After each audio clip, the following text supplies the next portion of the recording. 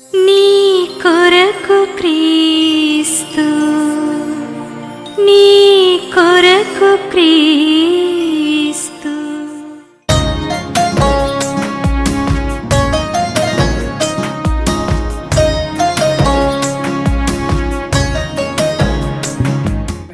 దేవుడికి ఆయన భక్తుడికి, దేవతకి ఆమె యొక్క భక్తుడికి, ఆ భక్తురాళ్ళకి మధ్య నీతి, న్యాయము, పరిశుద్ధత అనేటటువంటిది ఇష్యూ అనేటటువంటిది కానే కాదు. जो देवी देवता है उनको पूजा करने वाले लोगों के बीच में, उनके बीच में नीति मतलब धार्मिकता, पवित्रता ऐसा कुछ चीज नहीं. It is only in Christianity and Judaism you will find the issue of holiness and righteousness between God and his devotees. सिर्फ हम ये जुडाइज्म में और क्रिश्चियन मसीह के लोगों में ही हम पा सकते हैं ये पवित्रता, परमेश्वर के बीच में और लोगों के बीच में. God, after delivering Israelites from Egyptian slavery, he brought them to Mount Sinai. విమోచించిన తర్వాత దేవుడు వాళ్ళని సినాయి పర్వతం దగ్గరికి తీసుకొని వస్తాడు. जब उन्होंने उनको छुड़ाया है मिस्र से, उनको सिनाई के पर्वत के ऊपर लेकर आया. సినాయి పర్వతం దగ్గర వాళ్ళని ఆర్గనైజ్ చేస్తాడు. उस सिनाई पर्वत के ऊपर उनको सब कुछ इकट्ठा करके बनाता है. ఆ సినాయి పర్వతం మీదకి దేవుడు దిగొస్తాడు. उस पर्वत के ऊपर परमेश्वर उतर कर आता है. మహిమతోటి, ప్రభావంతోటి, గొప్ప గొప్ప క్రియలతోటి ఆయన సినాయి పర్వతం మీదకి గొప్ప వెలుగుతోటి ఆయన అక్కడ దిగి వస్తాడు. वो परमेश्वर वहाँ पर अपनी महिमा से, बहुत सामर्थ्य से उस सिनाई पर्वत के ऊपर उतर आता है. ఆ సినాయి పర్వతం దగ్గర లేదంటే ఆ క్రింద ఇశ్రాయేలీలందరూ కూడా సమకూడున్నారు. उस सिनाई पर्वत के पास नीचे जो है हर इजरायली लोग, सारे लोग वहाँ पर थे. దేవుడు సినాయి పర్వతం మీద నుంచి ఇశ్రాయేలీలతోటి స్వరం ఇచ్చి మాట్లాడుతున్నాడు.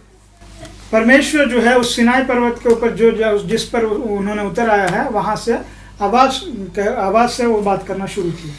అనేకమైనటువంటి విషయాలు దేవుడు వాళ్ళకి చెప్పాడు. ధర్మశాస్త్రాన్ని ఇచ్చాడు, ఏ విధంగా బ్రతకాలో చెప్పాడు, ఇవన్నీ కూడా చెప్పాడు. बहुत कुछ बातें प्रभु ने वहाँ उस सिनाई पर्वत से बात किया है. उनको बहुत कुछ बातें बताया है, धर्मशास्त्र दिया है, कैसा जीना है, सब कुछ बातें उन्होंने बताया. దేవుడి దగ్గరకు వచ్చేటప్పుడు ఏ విధంగా రావాలి, మిగిలినటువంటి మనుషులతో ప్రవర్తించేటప్పుడు ఏ విధంగా ప్రవర్తించాలి, అన్నీ కూడా దేవుడు సినాయి పర్వతం దగ్గర వాళ్ళకి మోషే ద్వారా చెప్పాడు. मूसा के द्वारा प्रभु ने ये सब कुछ वहाँ पर बताया है. मूसा से बात करते हुए लोगों को परमेश्वर के पास आने के समय में कैसा होना है, लोगों के साथ में रहने के समय में कैसा होना है, उनसे बात कैसा करना है, हर बात प्रभु ने बताया. ఆ సమయంలో దేవుడు ఇశ్రాయేలీలతో మాట్లాడుతూ ఆయన వాళ్ళని ఏమని సంబోధిస్తాడంటే 3 పదాలు పెట్టి సంబోధిస్తాడు. जब प्रभु उन इजरायली लोगों से बात कर रहा था तो उनको तीन शब्द यूज करके उनको बताया था. ఇశ్రాయేలు నువ్వు నా కుమారుడివి. इस्राएल तू मेरा बेटा है. That is the first one. एक बात है, इस्राएल तू मेरा बेटा है. రెండోది ఏంటంటే ఇశ్రాయేలు నువ్వు నా యొక్క సేవకుడివి. दूसरा बात ये था, इस्राएल तू मेरा सेवक है, मेरा నేను दास నీకు है. ప్రభువును, నువ్వు నాకు సేవకుడివి. मैं तुम्हारा मालिक हूँ और तुम मेरा दास है. నువ్వు నాకు కుమారుడు, నేను నీకు తండ్రిని. मैं तुम्हारा पिता हूँ और तुम मेरा बेटे हो. మూడో విషయం ఏంటంటే నాకు ప్రదానం చేయబడినటువంటి కన్యవు నువ్వు. कुमारी हो जो मुझसे प्रदान किया हुआ है. సో గాడ్ ఈజ్, मंगनी हुआ है. దేవుడు ఏం చూపిస్తున్నాడంటే ఇశ్రాయేలు నేను నీకు భర్తని, నువ్వు నాకు ప్రదానం చేయబడినటువంటి కన్యవు. प्रभु ये बात कह रहा है कि मैं तुम्हारा पति हूँ, जो तुमसे मेरा मंगनी हुआ है, तू वो कुमारी है. నేను నీకు ప్రభువును, నువ్వు నాకు సేవకుడు. मैं तुम्हारा प्रभु हूँ और तू मेरा दास है. నేను నీకు తండ్రిని, నువ్వు నాకు కుమారుడు. मैं तुम्हारा पिता हूँ और तू मेरा बेटा है. దేవుడు నిన్ను నన్ను విమోచించినప్పుడు దేవుడికి నువ్వు కుమారుడు అవుతావు. जब प्रभु तुम्हें और मुझे छुड़ाया है, हम लोग प्रभु की बेटे बने. ఆయన నీకు ప్రభువు అవుతాడు, నువ్వు ఆయనకి సేవకుడు అవుతావు. परमेश्वर हमारा प्रभु बनेगा और हम उनका दास बनेंगे. ఆయన నీకు భర్త అవుతాడు, నువ్వు ఆయనకి వాగ్దానం చేయబడినటువంటి లేదా ప్రదానం చేయబడినటువంటి కన్యక అవుతావు. वो हमारा पति बनेगा, जो मंगनी होने के बाद कुमारी है, हम वो बनेंगे. ఎందుకు ఈ 3 పదాలు అక్కడ దేవుడు ఉపయోగిస్తున్నంటే one is the lord, another is the father, another is a husband, ఇవన్నీ కూడా ఎంత క్లోజ్ రిలేషన్షిప్ అనేటటువంటిది చూపిస్తాయి. यहाँ पर ये तीन बातें परमेश्वर क्यों बताया है कि ये तीन बातों से हमें पता चलता है, एक पिता है, पति है और एक प्रभु है। ये सब जो चीजें जो है संगति को बताते हैं। నీ జీవితం అంతా కూడా ఆయన చేతుల్లో ఉంది. हमारा सारा जीवन जो है परमेश्वर के हाथ में है। ఇశ్రాయేలీయుల్ని దేవుడు ఐగుప్తు దేశం యొక్క దాసత్వం నుంచి విమోచించాడు. इस्राएली लोगों को प्रभु ने मिस्र में रहने वाला दासत्व से उससे छुड़ाया है। ఫరో చేతుల్లో నుంచి విడిపించాడు. फिरौन के हाथों से छुड़ाया है। వారి యొక్క భయంకరమైనటువంటి శృంఖలాల నుంచి ఆయన విడిపించాడు. मिस्र में जो लोग भी वो लोग कठिनता वो लोग बहुत कुछ वो लोग पाए हैं, उन सब चीजों से प्रभु ने उन्हें छुड़ाया। వాళ్ళకై వాళ్ళు తమను తాము విమోచించుకునేటటువంటి శక్తి కలిగినటువంటి వారు కాదు. इजरायली लोग जो है या हम हर इंसान जो है अपने आप को छुड़ाने के लिए सामर्थ्य उनके पास नहीं। ఆ దాసత్వంలో నుంచి వాళ్ళు బయట పడలేరు. उस दासिता से वो लोग बाहर नहीं आ पाएंगे। వాళ్ళ సంఖ్యలు తెంచుకోలేరు. उनका जो भी बंधन है वो लोग नहीं तोड़ पाएंगे। వాళ్ళు తిరుగుబాటు చేసి ఐగుప్తు దేశంలో నుంచి బయటికి రాలేరు. वो लोग मिस्र के ऊपर फिर सब लोग मिलकर युद्ध करके कुछ ऐसा नहीं बाहर नहीं आ पाएंगे। నిస్సహాయులైనటువంటి people, they were helpless people. उनको कुछ वो लोग उनके पास सामर्थ्य नहीं है सहायता करने के लिए। They were hopeless people. उन लोगों के पास कोई आशा भी नहीं है। They were very weak people. उनके पास सामर्थ्य भी नहीं था। ఫరోని ఎదుర్కొనేటటువంటి శక్తి వాళ్ళ దగ్గర లేదు. फिरौन के ऊपर जाकर उनके सामना करने के लिए उनके पास सामर्थ्य नहीं है।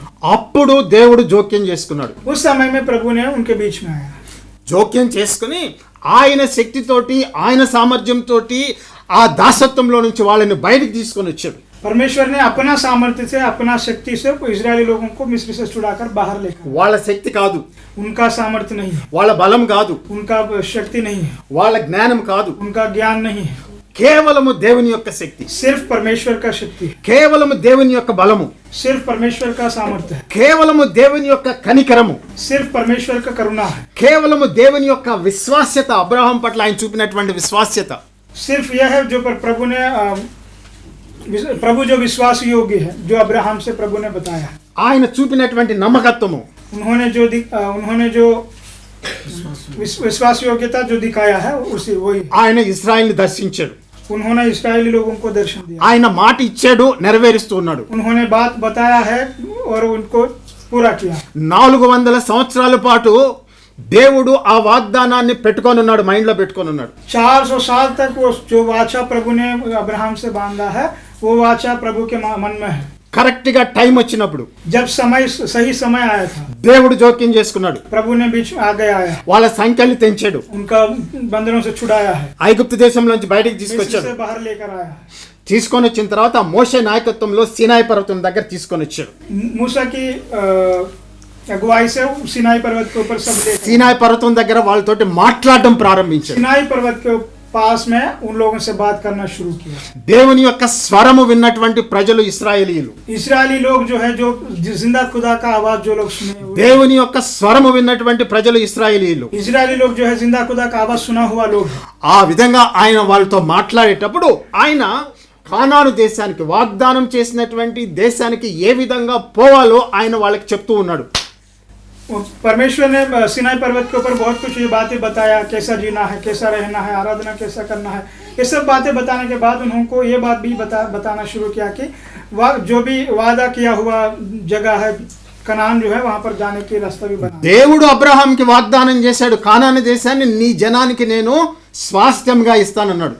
परमेश्वर ने अब्राहम को वादा किया था कि कनान देश को तुम्हारा संतान को मैं दे दूंगा। ఇప్పుడు విమోచించి సినాయి పర్వతం దగ్గరికి తీసుకొచ్చాడు. उनको फिर अभी जो वादा का अनुसार उनको इजरायलियों को छुड़ाकर सिनाई पर्वत के पास लेकर आया। ఆ సినాయి పర్వతం దగ్గర నుంచి దేవుడు కానాను దేశానికి వెళ్ళేదానికి దేవుడు వాళ్ళకి ఏ మార్గంలో పోవాలో చెప్తూ ఉన్నాడు. उस कनान देश में जाने के लिए सिनाई पर्वत के पास में कैसा जाना है, कौन सा मार्ग में जाना है, प्रभु उनको बता रहा है। దేవుడు వాగ్దానం చేసినటువంటి ఆ కానాను దేశానికి, ఆ వాగ్దాన దేశానికి ఏ విధంగా పోవాలో దేవుడు ఇచ్చినటువంటి రూట్ మ్యాప్ చొప్పున నడవాలి వాళ్ళు. जो परमेश्वर उनको मार्ग बताता है कनान देश में जाने के लिए, उसी रूट में से वो लोग जाना है। మోషే ఇష్టం కాదు, मोशे का इच्छा नहीं है, ప్రజల యొక్క ఇష్టం కాదు. लोगों का इच्छा नहीं है। దేవుని యొక్క ఇష్టం చొప్పున దేవుడు ఒక మార్గాన్ని ఏర్పాటు చేశాడు. प्रभु के इच्छा के अनुसार प्रभु ने एक मार्ग तैयार करके रखा है। ఆయన ఏర్పాటు చేసినటువంటి మార్గము అరణ్య మార్గము. जो उन्होंने मार्ग तैयार करके रखा है वो जंगल से जाने वाली मार्ग। ఆయన ఏర్పాటు చేసినటువంటి మార్గము ఎడారి మార్గం. जो उन्होंने तैयार करके रखा है अपना इच्छा से वो एक रेगिस्तान से जाने वाली रास्ता है।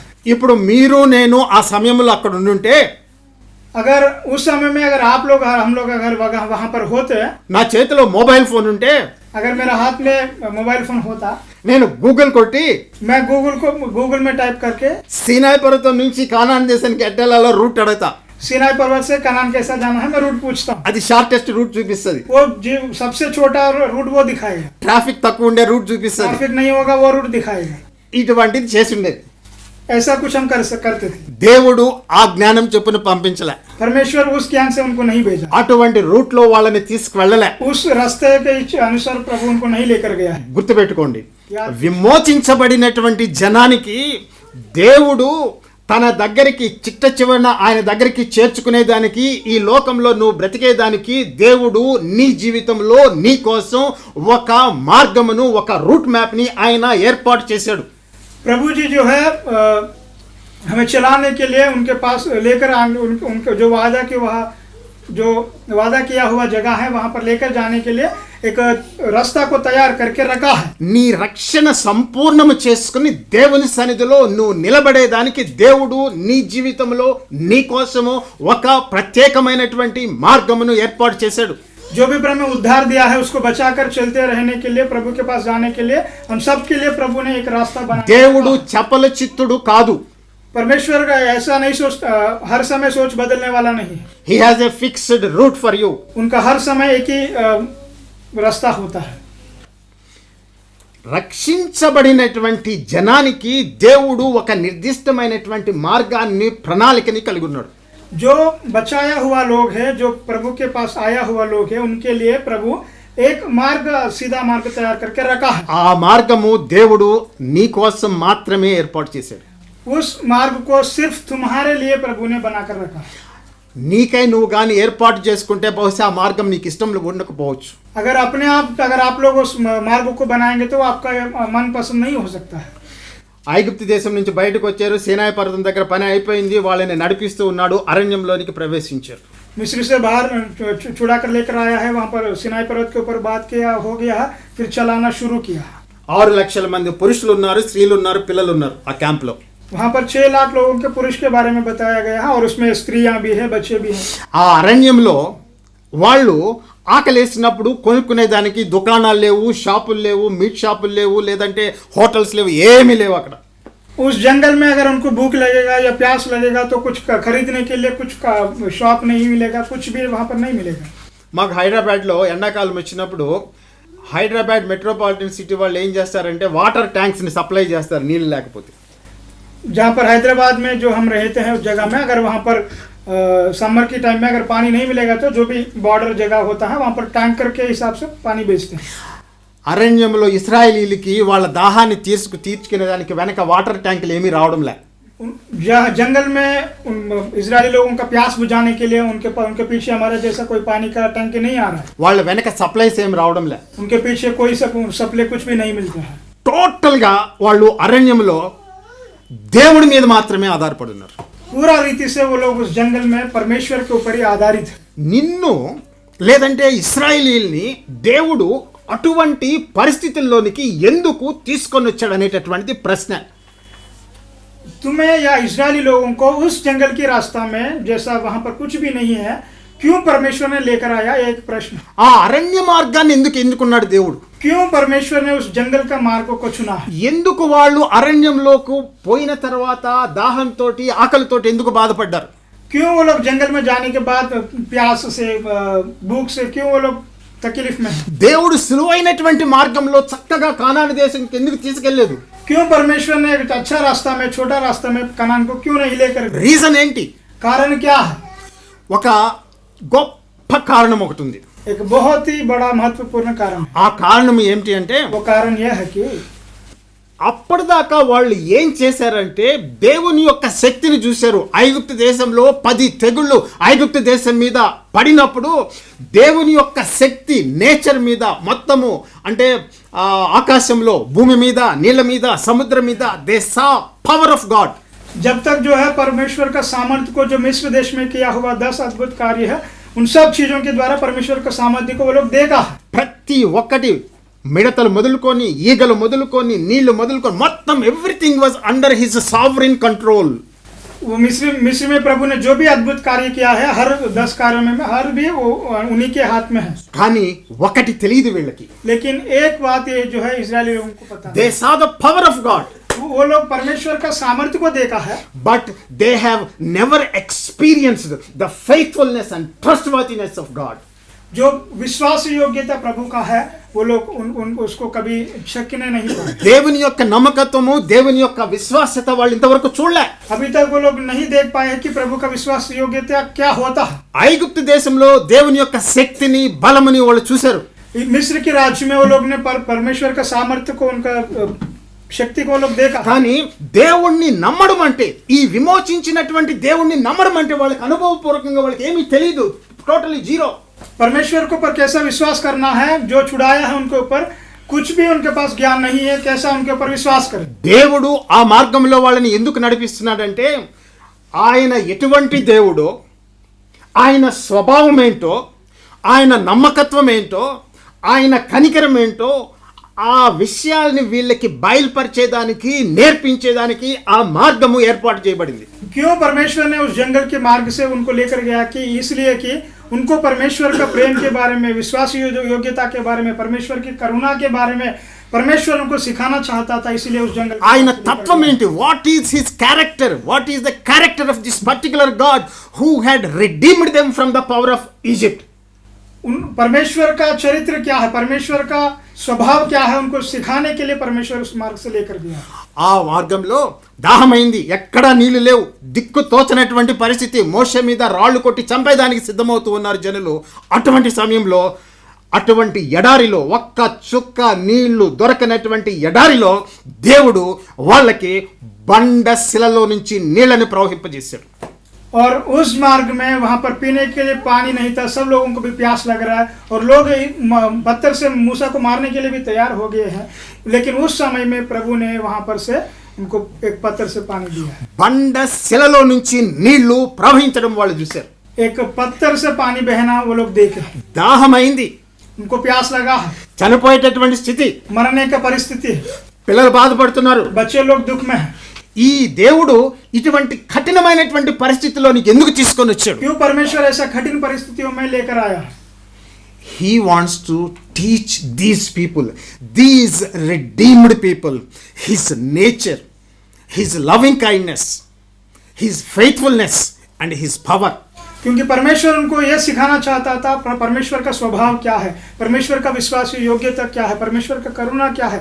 इन सब चीजों को सिखाने के लिए परमेश्वर నీకు అరణ్యములో తప్ప ఆ అనుభవము మంచి సాఫీ రోడ్డు మీద నువ్వు పోతూ ఉన్నప్పుడు నీకు చుట్టుపక్కల దుకాణములు ఈ పక్క దుకాణాలు అన్నీ నీకు అందుబాటులో ఉన్నప్పుడు దేవుడి మీద నీకు ఆధారపడవలసినటువంటి అవసరం ఎట్టి పరిస్థితుల్లో లేనే లేదు.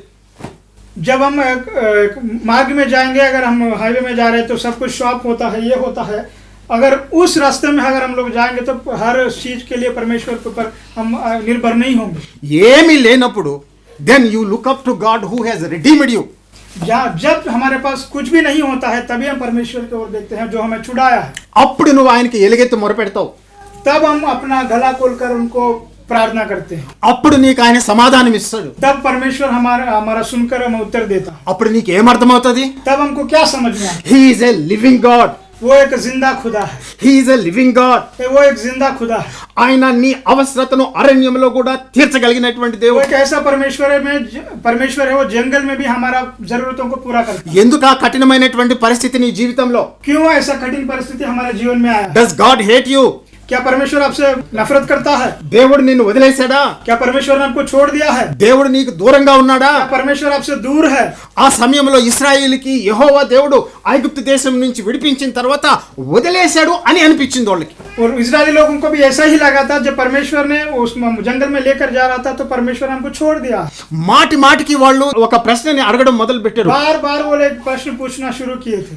యెహోవా మమ్మల్ని ఇక్కడికి ఎందుకు తీసుకొచ్చాడు? क्यों परमेश्वर हमको ये जंगल में लेकर आया? మాకు ఐగుప్తు దేశంలో కీరకాయలు దొరికినాయి, దోసకాయలు దొరికినాయి, చేపలు దొరికినాయి, మాంసం దొరికింది, మాంసపు కుండల మీద మేము తిన్నాము, అది తిన్నాం, ఇది తిన్నాం అని చెప్పి చెప్పుకుంటూ ఉన్నారు.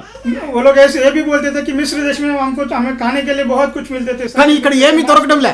लेकिन इस जंगल में कुछ भी नहीं मिल रहा. Why this deprivation? क्यों ऐसे परिस्थिति में प्रभु लेकर आया? ఎందుకు తీసుకొని వచ్చాడు? क्यों लेकर आया? దట్ టు రిడీమ్డ్ పీపుల్, वो भी छुटकारा पाया हुआ लोग, విమోచించబడినటువంటి వారి జీవితాల్లో ఈ ఇరుకు, ఈ ఇబ్బంది, ఈ కష్టము దేవుడు ఎందుకు అనుమతి ఇచ్చాడు?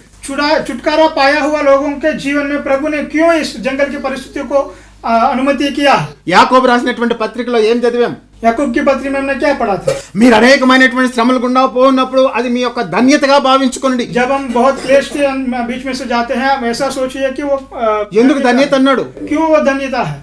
ఆ ధన్యత ఏమిటి అంటే, నువ్వు నిన్ను విమోచించినటువంటి దేవుని గురించి నువ్వు అనుభవపూర్వకంగా తెలుసుకుంటావు. वो धन्यता यह है कि जो परमेश्वर हमने छुड़ाया है उसको उस परमेश्वर को हम अनुभवपूर्वक रीति से हम सीख सकते हैं. ఆ శ్రమలో, ఆ కష్టంలో, ఆ దుఃఖంలో, ఆ నిస్సహాయ పరిస్థితుల్లో దేవుడు నిన్ను ఆదుకున్నటువంటి నమ్మకమైనటువంటి దేవుడని, ప్రార్థన ఆలకించేటటువంటి దేవుడని, ప్రార్థనకి జవాబిచ్చేటటువంటి దేవుడని, ఆ దేవుని గురించి అనుభవపూర్వకంగా తెలుసుకుంటావు. వేరే వాళ్ళు చెప్పింది కాదు. परमेश्वर जो है हमारी प्रार्थना सुनता है, हमारी प्रार्थना का उत्तर देता है. ये सब चीजें जो है, जो जिंदा खुदा है, ये सब चीजें जो है हम जंगल के मार्ग से ही सीख सकते हैं. ఈ అనుభవము, ये अनुभव जो है ఈ ద్వారా నువ్వు దేవుడి యొక్క జ్ఞానాన్ని ఆయనకి సంపాదించుకుంటావు, ఆయనకి సమీపంగా వస్తున్నావు. ये अनुभव जो है सीखते हुए परमेश्वर का ज्ञान को, परमेश्वर का बारे में, परमेश्वर के चरित्र के बारे में सीखते हुए परमेश्वर के पास जाते रहे. మనమందరం కూడా, ఎవ్రీ బిలీవర్, हम सब लोग भी और हर विश्वासी भी, ఎవ్రీ రిడీమ్డ్ పర్సన్, हर छुटकारा पाया हुआ लोग भी ఏదో ఒక సమయంలో किसी ना किसी परिस्थिति में, समय में దేవుడి దగ్గరికి వెళ్ళి परमेश्वर के पास ఎందుకు ఈ మార్గము, ఎందుకు ఈ కష్టము, ఎందుకు ఈ దుఃఖము అని అడిగినటువంటి సందర్భాలు ఉండకుండా పోవు. हर विश्वासी के जीवन में ऐसा कुछ समय होता है जरूर, क्योंकि ऐसा जंगल की परिस्थिति है, क्यों इस परिस्थिति में मैं आया हूँ, परमेश्वर के पूछने के लिए हर विश्वासी के जीवन में कुछ ना कुछ होता है. But I tell you one thing, लेकिन मैं आपसे एक बात बताना चाहता हूँ. నీ జీవితంలో అత్యంత ప్రశస్తమైనటువంటి సమయము ఆ సమయం. आपके जीवन में प्रमुख जो समय जो है वो जंगल में रहने वाला ఆ సమయంలో దేవుడి యొక్క స్వరాన్ని నువ్వు వింటావు. उस समय में परमेश्वर का आवाज को सुन पाएंगे. ఆ సమయంలో దేవుని యొక్క విమోచనని నువ్వు చూస్తావు. उस समय में परमेश्वर का छुटकारा को आप लोग महसूस करेंगे. ఆ సమయంలో దేవునికి నువ్వు సమీపంగా రావడము నువ్వు నేర్చుకుంటావు. उस समय में आप परमेश्वर का पास आना सीखेंगे. ఇది మంచి ప్లెయిన్ రోడ్డు మీద ఏమీ లేకుండా సీదా కానాన్ దేశంలోనికి అలా పోయి అలా వాలితే నీకు దొరుకుతుంది. अगर हम सीधा रास्ता में जाकर कनान में पहुंचेंगे तो దేవుడు कुछ नहीं मिलेगा. దేవుడు ఇశ్రాయేలీల్ని ఆ మార్గములో నడిపించాడు కాబట్టి ఈ దినమున వారి యొక్క అనుభవాలు నా యొక్క అనుభవాలుగా వారిని చూసి నేను నేర్చుకునేదానికి నాకు ఉపయోగపడుతున్నాయి. परमेश्वर इजरायली लोगों को जंगल के मार्ग से चलाया है.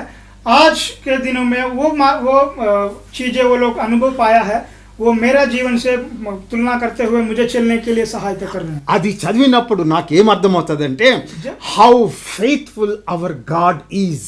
जब मैं उस वचन को पढ़ता हूँ तो मुझे ये समझ में आता है कि प्रभु कितना विश्वास योग्य है, ఎంత నమ్మకమైనటువంటి వాడు कितना विश्वास योग्य है అనేటటువంటిది వారిని చూసి నా జీవితంలో నేను బలపరచబడ్డా. प्रभु कितना विश्वास योग्य. मैं उन इजरायली लोगों का जीवन को देखकर मेरा जीवन में सामर्थ्य पाता.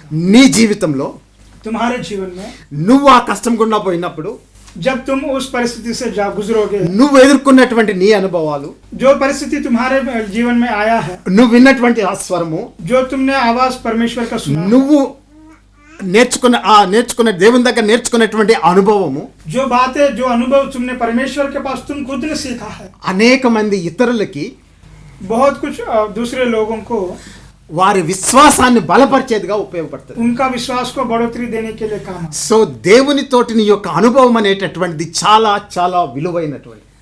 परमेश्वर के साथ हमारा संगति जो है बहुत ही महत्वपूर्ण है। Those experiences are very very precious जो and अनुभव हम valuable. लोग पाते हैं वो बहुत कुछ महत्वपूर्ण है। నీకు అన్ని సమకూర్చి तुम्हें सब कुछ देकर సంతోషంగా ఉన్నప్పుడు खुश रहने के समय में వర్షిప్ చేయొచ్చు.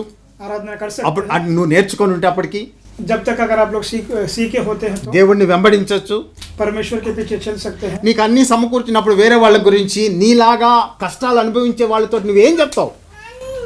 जब तुम्हारे पास सब कुछ होगा तो तुम्हारे जो लोग कष्ट में हैं उनको क्या बताओ? వాళ్ళు పోతూ అరణ్యంలో మార్గంలో ప్రయాణిస్తూ ఉన్నారు, ఆకలేస్తుంది, ఏమీ లేవు. వాళ్ళు మోషేని ప్రశ్నించారు, మా దగ్గర మాతో ఉండేటటువంటి ఈ గొర్రెల్ని మేకల్ని చంపుకొని తినమంటావు, మాకు భోజనం ఎక్కడి నుంచి పెడతావా అన్నాడు. पर वो लोग जंगल के मार्ग से चलना शुरू किए थे, बहुत चल रहे थे, फिर उनको भूख लगा है और वो लोग मूसा से ये भी पूछने लगे कि जो भी भेड़ बकरियां हैं क्या हम उन सबको काट कर मार कर खाएं? మమ్మల్ని ఐగుప్తు దేశంలో నుంచి విమోచించి ఈ మార్గంలో తీసుకురావడం నువ్వు చేసినటువంటి తప్పు కాదా అన్నట్టు మాట్లాడారు. और मूसा के साथ ऐसा बर्ताव कर रहे थे, बात कर रहे थे कि जैसा कि उन्होंने कुछ गलती किया है कि जैसा कि मिस्र से छुड़ाकर उनको అంటే వాళ్ళ ప్రశ్న ఏంటంటే why this redemption at all, ఎందుకు ఈ కష్టం, ఈ రిడెంప్షన్ లో ఈ విమోచనలో ఈ కష్టం మాకు ఎందుకు వచ్చింది? ఆ ఐగుప్తులో ఆ దాసత్వంలో ఆ సంఖ్యలో బ్రతుకుంటే బాగుండేది కదా. That was more tolerable in Egypt because they had food. उनको ऐसा लग रहा था कि इस जंगल में मिस्र ही अच्छा था, ताकि यहाँ पर जितना भी है, जहाँ पर खाना नहीं है, पानी नहीं है, लेकिन मिस्र तो भी जितना भी क्लेश कलिशा है, they were questioning the very redemption of God. దేవుని యొక్క విమోచన వాళ్ళు ప్రశ్నిస్తూ ఉన్నారు. वो लोग परमेश्वर का छुटकारा को ही प्रश्न कर रहे थे। అటువంటి స్థితిలో వాళ్ళు ఉన్నారండి. उस परिस्थिति में वो लोग, అటువంటి పరిస్థితిలో విశ్వాసులు కూడా పోతారు. उस परिस्थिति से उन जैसा परिस्थितियों से विश्वासी लोग भी गुजरते हैं। నువ్వు అంటావు, అయ్యా వాళ్ళందరూ చూడు, ఆ లోకంలో ఉండేటటువంటి వాళ్ళు, లుక్ ఎట్ దోస్ పీపుల్, వాళ్ళు ఎంత హ్యాపీగా ఉన్నారు, మాకుండేటటువంటి బాధలు వాళ్ళకి లేవు, వాళ్ళకి అన్ని సమకూడు ఉన్నాయి, వాళ్ళు ఏది కావాలంటే చేయొచ్చు, మాకుండే రెస్ట్రిక్షన్స్ అవన్నీ కూడా వాళ్ళకి లేవు. వాళ్ళని చూసి నువ్వు ఎన్నిసార్లు ఎంత బాగున్నారు వాళ్ళు అని చెప్పి నువ్వు అనుకోవచ్చు, నువ్వు క్వశ్చన్ చేయొచ్చు, ఎందుకు నన్ను దేవుడు విమోచించి ఈ స్థితికి తీసుకొచ్చాడు. तुम ऐसा भी पूछ सकते हो कि संसार में रहने वाले लोग बहुत खुश हैं, उनके पास सब कुछ है, बहुत कुछ है, लेकिन मेरा परिस्थिति ये ऐसा क्यों है, मेरे पास कुछ भी नहीं है, ऐसा क्यों है? कुछ प्रश्न ऐसा भी आप लोग पूछ सकते हैं। ఆ లోకంలో ఉండుంటే బాగుండేది కదా. आपको ऐसा भी लगता होगा कि अगर उस संसार में रहेगा तो अच्छा होता। ఇప్పుడు ఆహారం లేదు, अभी खाना नहीं है, దేవుడికి మొరపెట్టారు. परमेश्वर को प्रार्थना నా की। ఇప్పుడు ఆ కష్టంలో ఆ శ్రమలో దేవుడికి మొరపెట్టినప్పుడు మోషే ద్వారా దేవుడు ఆకాశాన్ని తెరిచాడు, వారికి మన్నాని అనుగ్రహించాడు. जब उस परिस्थिति में वो लोग प्रार्थना किए, परमेश्वर से प्रार्थना किए, तो परमेश्वर ने स्वर्ग को खोलकर उनको मन्ना खिलाया। ఒక రోజు కాదు, 2 రోజులు కాదు, వాళ్ళు తర్వాతి తరము కానాను దేశంలోనికి ప్రవేశించేంత వరకు ఆకాశం నుంచి వాళ్ళకి ఆహారం కురవడం, ఆ మన్నా కురవడం అనేటటువంటిది ఆగలే. वो जो परमेश्वर ने मन्ना दिया है, 1 दिन नहीं, 2 दिन नहीं, और सिर्फ उनका पीढ़ी नहीं, उनके बाद में पीढ़ी भी, जब तक वो लोग खाना नहीं पहुंचे तब तक प्रभु ने उनको दिया है हर दिन।